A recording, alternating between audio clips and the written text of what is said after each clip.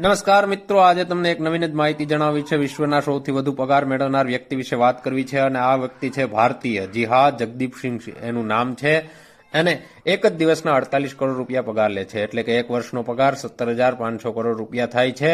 દરઅસલ જગદીપસિંહ એક ક્વોન્ટમ સ્કેપ કંપનીના સીઈઓ છે અને આ કંપની અમેરિકા કેલિફોર્નિયામાં સ્થિત છે.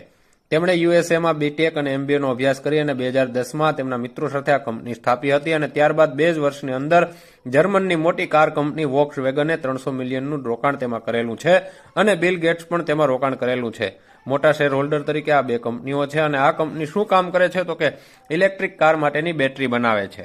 ઇલેક્ટ્રિક કાર માટેની બેટરીનું વિઝન 15 વર્ષ પહેલા આ ભારતીય જોઈ રહ્યું હતું અને આજે તે વિશ્વનો સૌથી વધુ પગારદાર મેળવનાર વ્યક્તિ બની ગયો છે. સમગ્ર ભારત માટે આ ગૌરવની વાત છે કે 15 વર્ષ પહેલા ઇલેક્ટ્રિક કાર વિશેનું વિઝન ધરાવનાર આ વ્યક્તિને આપણે શેર કરીએ અને વિડીયોને લાઇક જરૂર કરજો.